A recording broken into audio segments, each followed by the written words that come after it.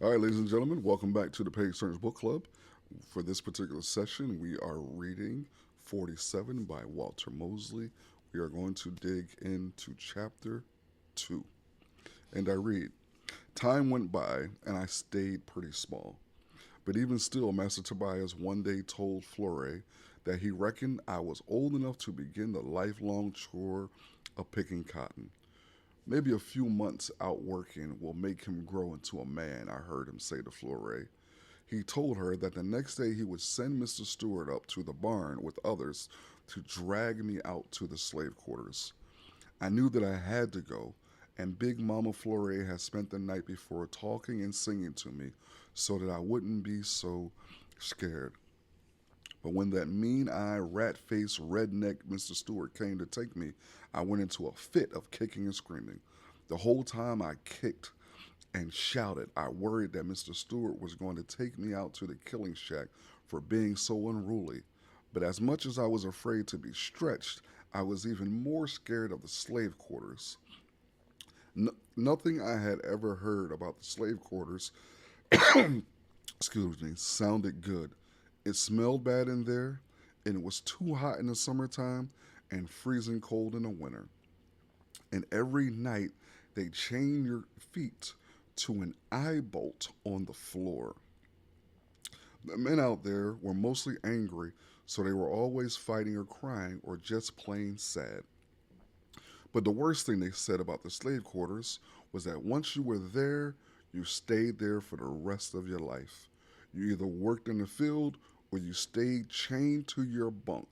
And so that I knew once I went out there, I never spent any time with Mama Flore again. We're introduced to something new here in the book, slave quarters. The highlighted part here that I have, and every night they chain your fate to an eye bolt in the floor.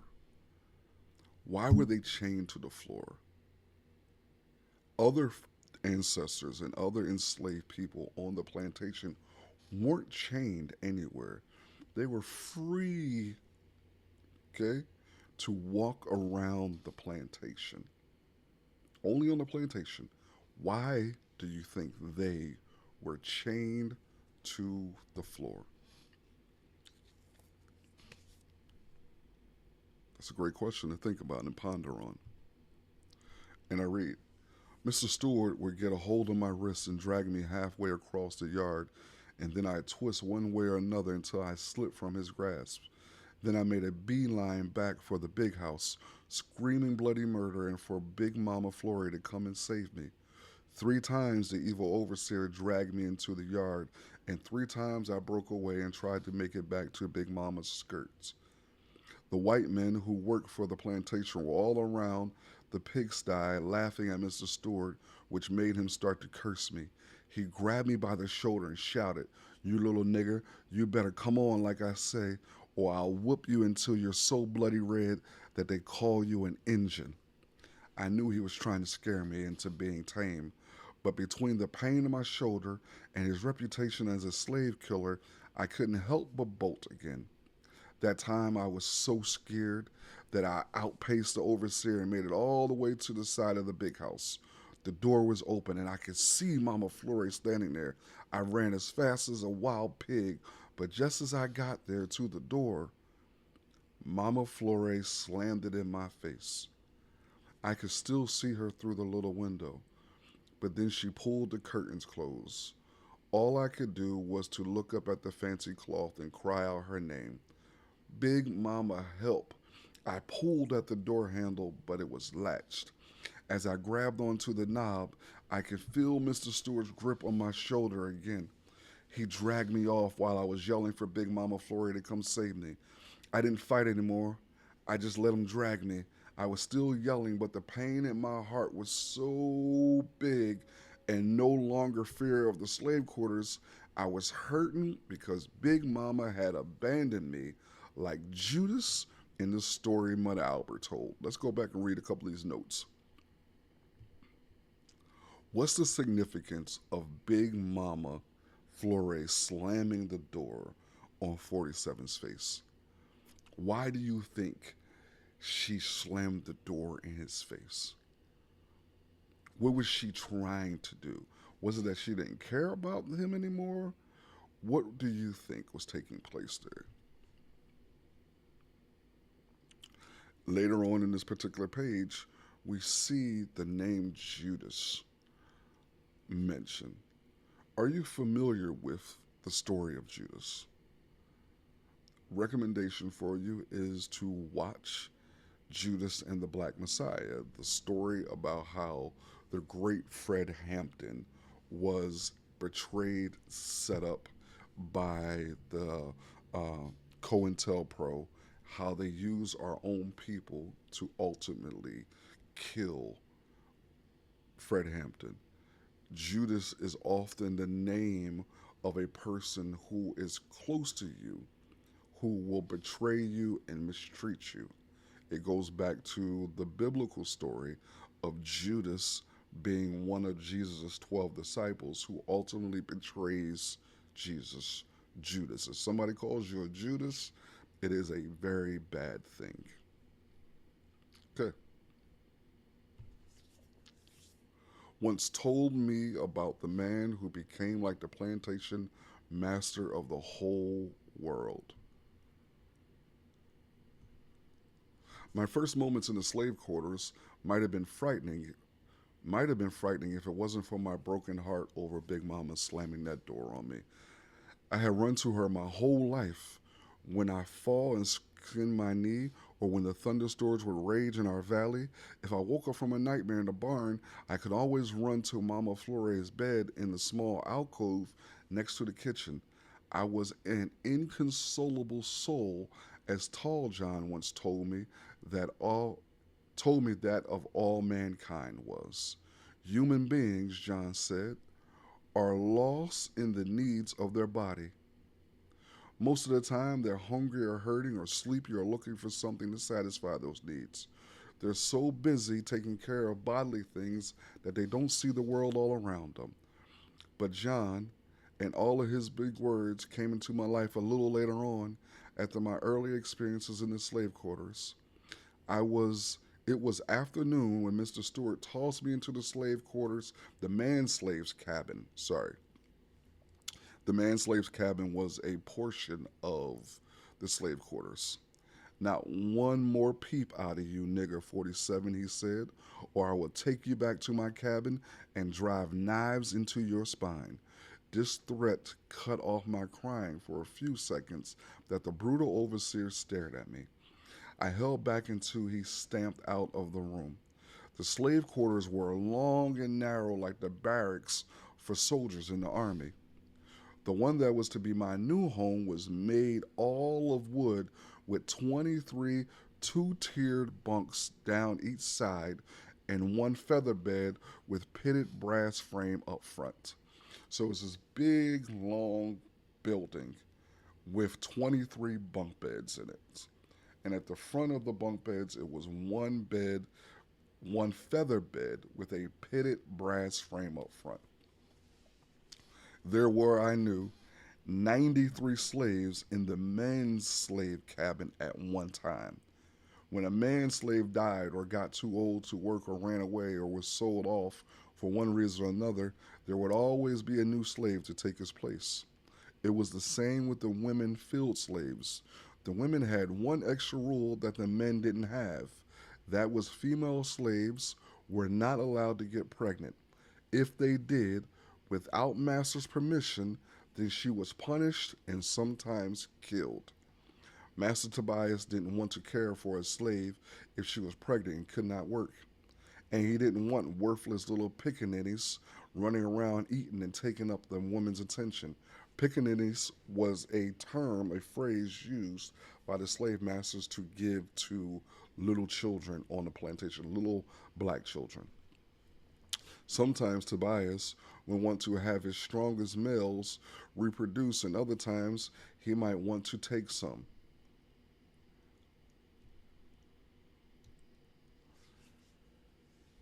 But other than that, there was no unauthorized congress between slaves or between the white workers and slaves, meaning they didn't get together and talk. They didn't hang out. They weren't able to spend time together. And so the women had their separate cabin and numbered 89. So he had 93 male slaves and 89 women slaves. The stench of the slave cabin was unbearable to my spoiled nose. There were the odors of sweat and urine and vomit and general rot. It was hot in there, too. Between the heat, the thick air, and my broken heart, I felt that I might die right then and there. Well, well, well, what have we got here? Said Pritchard, man slave number 25.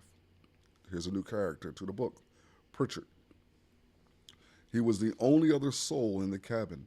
That's because Pritchard had broken his legs 3 years earlier and it had healed badly.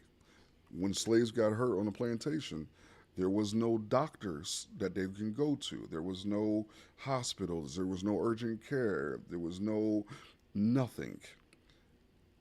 They were healed by having other people who often treated animals, which we call veterinarians, would come and take a look at the slaves and try to fix them.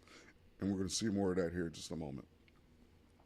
Him and the slave Holland and some others were helping Master Tobias move a big flat stone from out the backyard so that Miss Eloise could grow a dozen rose bushes in memory of her mother, the late Una Turner. So there's this big stone out front in the garden that was blocking this space that Miss Eloise wanted to use to grow some flowers to honor Una Turner, her mom. So they had these two slaves, or not these two slaves. Let me read, and now you'll see. Holland and Pritchard, with the help of 6 or 7 other slaves and mule, had dragged that boulder to the edge of the garden and stood it up so they could let it fall down the side of a small slope there. It was Master Tobias' opinion that when the granite stone fell on the smaller rocks down the hill, that it would shatter and make for smaller pieces that could have been easier to remove. So they put the boulder on the small at the top of the slope with the thought process that when the boulder rolled down to where other small stones, it would break, and then he would have the slaves come down and take and remove the shattered pieces of that big boulder. But they used the mule, Lacto, with a grappling hook to stand the stone up, and Lacto must have seen a snake or something down the hill and bucked and ran before Holland and Pritchard could make it clear of the falling flat boulder. Pritchard tried to run, but Holland was frozen with fright. So Pritchard just got his leg busted while Holland was crushed underneath the giant rock. You couldn't even see his body, the stone was so big. Master Tobias had been wrong about the stone shattering. It stayed in one piece, and so Tobias said that they just leave it there for Holland's gravestone. They called the horse doctor for Pritchard. After he surveyed the damage to the screaming slave's leg, the veterinarian advised Tobias to put Pritchard down. So that's important. The white slave owners had doctors that they could have come out and take a look at them when they were sick. Regular doctors, medical doctors, human doctors. But these slave owners put veterinarians in place. They would have veterinarians come out and treat our ancestors because they didn't view us as human. They viewed us as less than, and in many cases, less than animals. To the point where Pritchard's leg was so busted up and had so much damage that the veterinarian said that they should put Tobias down. If you've ever had an animal get sick and they were sick to the point where they were in so much pain, you could take them to the veterinarian and the veterinarian would do something to allow the animal to no longer be in pain. They call that putting the animal down. That's what we're seeing taking place in this. And I read, that nigger's never going to walk right again, Tobias, he said. It's no different than when I tell you about a plow animal. But slave number 25 cried and begged master not to kill him. He said that he could do carpentry work around the cabins and on the house. "I still useful, master," I remember the miserable man crying. "Don't do me like a dog. I still a useful nigger." You'll see, Tobias told Pritchard that he would think about it on the ride to Atlanta. He said that he'd be gone for 9 days, and when he came back, he would make the decision of whether or not to put Tobias 5 to sleep. But Tobias left that rat faced Mr. Stewart asked what he should do about replacing Holland. "What was his number?" Tobias asked. 47, sir. Save that number and give it to Salma's bastard when he's ready. That's how 47 got his name. It was the custom on the Corinthian plantation to give all field slaves numbers. If they got a name along the way, that was fine, but they would be known to the master and the overseer by number in all of the record keeping books. Our ancestors were not viewed as humans. We were seen as replaceable and disposable numbers. For the first years of my life, the only name I knew was Baby Child because that was all Mama Flore called me. Her friends in the big house all called me Baby for short, and if Master Tobias referred to me at all, he ever said was Salma's bastard with acid on his tongue. For 9 days after the accident that maimed him, Pritchard cried and dragged himself around the yard, trying to work even though his leg must have hurt terribly. At night, he would cry to himself and pray out loud to God to save him from being put down. Master Tobias came back to find that Pritchard had made himself a rude crutch and a toolbox, and he hobbled right up to Tobias' horse and said, "What do you want me to fix up first, master?" The sight of Pritchard's pain made Master laugh. I guess he thought it was funny how a pitiable slave would struggle so hard to keep his miserable life. Anyway, he let Pritchard live, and in the days after that, Pritchard would always say that going lame under that stone was the best thing that ever happened to him. He ate better, and he staggered around the yard fixing fences and doing odd jobs. And if the master and Mr. Stewart weren't looking, he'd sleep up in the trees on the south side of the plantation. I never did understand how a man could be happy about being crippled, but Mama Flore said, "A slave sometimes would rather kiss the master's whip if that kept him from feeling its sting." I'm going to read that one more time. A slave sometimes would rather kiss the master's whip if that kept him from feeling its sting. And so on my first day as a field slave, this broken man Pritchard was there to greet me, leaning on a crutch cut from a poplar sapling and standing next to a small cast iron stove. And even though it was a hot day, and hotter still in that closed room, he had the stove going. He was holding an iron stick with a rag on one end and with the under end deep in the glowing embers. "Well, well, well," Pritchard said again, "if it ain't Flat Flore's little puppy dog." I didn't like him calling Big Mama fat, even though she was, and I didn't like being called a dog either. But I didn't say anything because even though Pritchard was lame, he was still a man, and I was only half his size and a little less. "You know the first thing a nigger got to do when he come out here to the slave quarters," Pritchard said in a loud voice that made me both frightened and angry. "He gots to get his name." "I ain't supposed to have no name," I shouted, and this was true.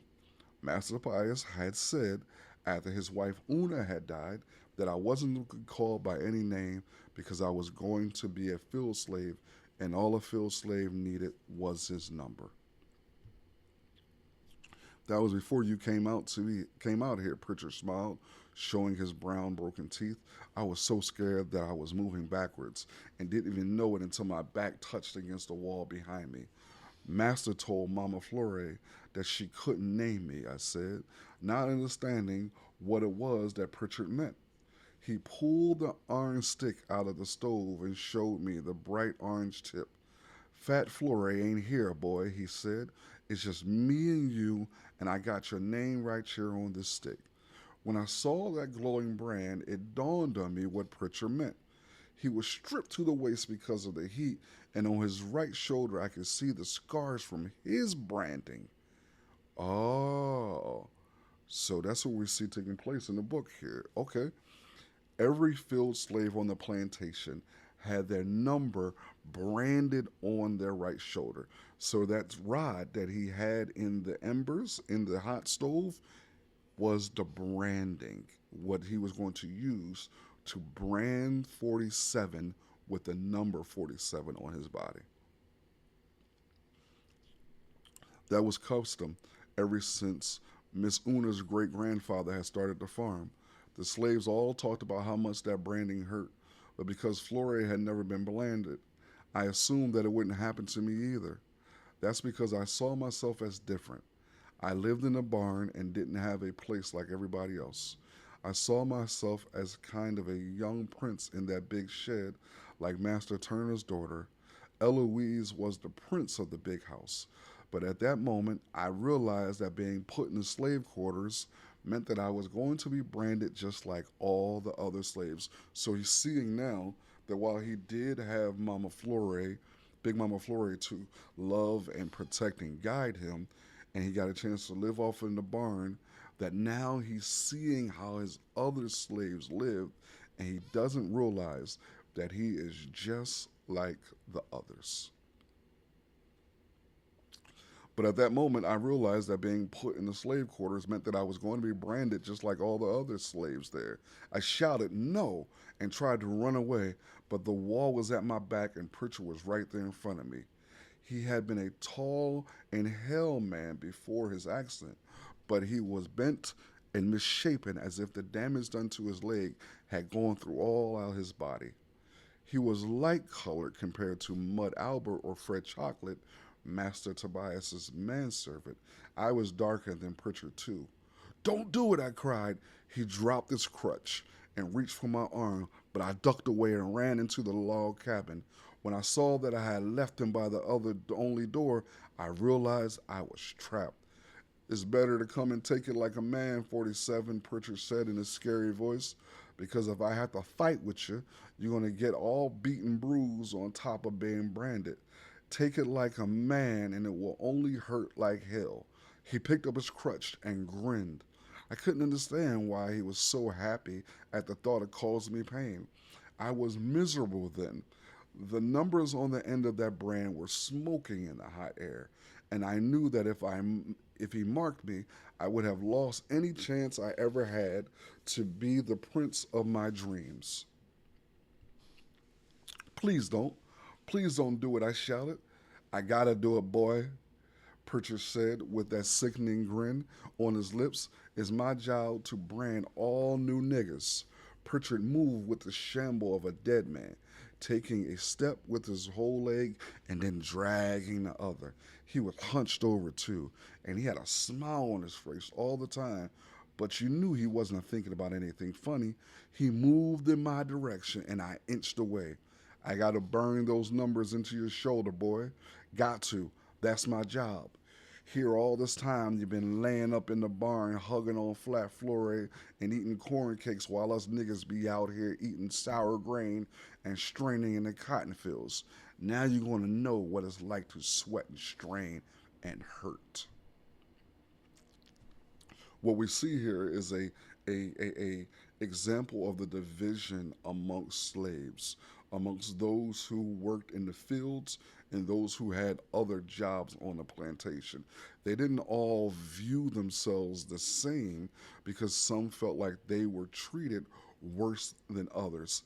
Even on the plantation, the oppressor, the slave owners, caused division amongst the slaves to have other slaves want to hurt other slaves to either maintain their position on the plantation or to gain some higher status on the plantation.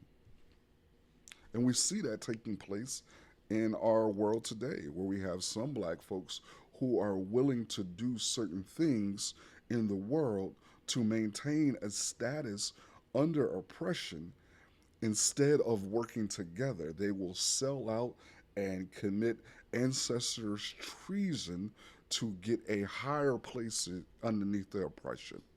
We see that taking place. Back to the reading. It ain't my fault that they made you work so hard out here, Pritchard, I said. I don't want them to do that to you. I seen you laughing at me, boy, while I was carrying them bags of cotton, while I be hobbling around on this broken down leg. He took a step toward me and I took a step back. I never laughed at you, I pleaded. If I laughed, it's just because I was playing. You ain't gonna play no more, nigga, he said as he crept forward. After I burn these here numbers into your flesh, you're gonna know what it's like to be a nigga slave working sun up to sundown until you vomit up your guts and die. As he said these words, he took a quick step and threw a crutch at me. I tried to get out of the way, but that twirling stick got between my legs and I went down. Before I can get to my feet again, Pritchard was on me. He got both of my wrists together in one big hand and he lifted me up off the ground. When he pulled me up next to his face, I could smell his rotten breath. I'ma burn that number so far into you, he said, that after you die, they're gonna find it burnt into bone. He dragged me back across the room, and no matter how hard I struggled, I couldn't break his grip. When he got back to the iron stove, he dropped his crutch and pressed the iron, which he had cooled, back into the red embers. He put it back in the stove. Please don't do this to me, I begged. Please, please. I'ma burn you good, boy, was his reply. I'ma burn you good. I screamed and pulled and kicked and bit, trying to get away from that arm. But try as I would, Pritchard got me down on the floor, pulled up my burlap shirt, and held my arms down with his knees. Then he pulled that poker out of the fire and said, "Here it come." And then I felt a pain that I never imagined a person could feel. It went all the way through me, and I yelled, and then I passed out for a short while. I would rather have stayed unconscious, but the pain in my shoulder was so great that I woke up crying. I wanted to touch the wound, but it was too sore. Pritchard was saying something, but I couldn't make it out because the pain wouldn't let me know anything else. But then Pritchard yanked me up off the floor and yelled, "You bit me, nigga. Bit me on my arm." I heard him, but somehow it didn't make sense. I was the one who hurt. How could anything he felt be so bad? Little bastard, Pritchard said. Just for that, I'ma brand you again. See if you bite me this time. He pulled the brand out of the fire again, and when I saw it, I screamed louder than I ever had before or since. Pritchard threw me on the ground floor and then held me down with his knees again. "Here it come," he said, but the brand never touched my skin. "Get up from there, 25, a man shouted. It was Champ Nolan. Suddenly, Pritchard was gone from on top of me. I heard the orange fall on the floor. I sat up and saw him backing away, brandishing his crutch. Then I saw Champ. He was very tall and powerful, with a handsome black face except for a scar that ran from his right eye down toward his ear. Champ picked up the brand and put it back on the stove, and then he went to Pritchard.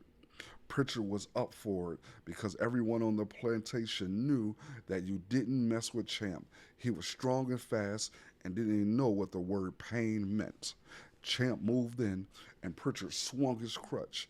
It hit Champ on the shoulder, but didn't even grunt. He hit Pritchard so hard that the crippled slave fell to the floor and rolled away. Champ moved fast then and picked Pritchard up by his shirt. "You know it's Mud Albert that's supposed to brand the new slaves," Champ said. "You know it ain't your job." "But I was just trying to help out, Champ," Pritchard whined. "I didn't know I was doing something wrong." I almost felt sorry for Pritchard in spite of the pain in my shoulder.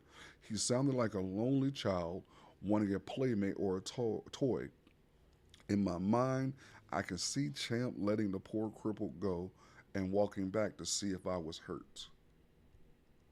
But instead, Champ hit Pritchard, and he hit Pritchard again. He kept hitting him and hitting him and hitting him, even though the poor man was screaming and begging for his life. "Don't kill me, Champ," Pritchard said. "Why you want to make that little boy hurt?" Champ asked, and then he hit him again. "Don't kill me, Champ. Do you like it when I beat on you like this?" Champ hit Pritchard again. "No, I'm sorry. I'm just doing it to help out. I'm just trying to help Mud Albert." If you ever touch that boy again, I will kill you, Champ said. And then he hauled off and delivered a terrible blow. Kill you, and he hit him again. Champ beat Pritchard until the lame slave wrapped himself around the big man's ankle, dripping blood and tears on Champ's bare feet. I wanted Champ to stop hitting Pritchard, but I knew that you couldn't interfere with a man when they were fighting mad. Finally, Champ stamped away, leaving Pritchard like a heap of bloody rags. You okay, boy? Champ asked. Looking up at him, I thought I knew what angels must be, because even though I was in terrible pain, I realized Champ had saved my life. And having those feelings, I began to cry. I thought that a strong man like Champ would be disgusted with a crybaby, but instead, he sat down and put his big hand on my back. It's okay, boy, he said. We all cry when they burn us like that. I'm just sorry you didn't have us around here to help you feel better about the pain. I'm going to read that again for you. We all cry when they burn us like that. I'm just sorry you didn't have us around you to help you feel better about the pain.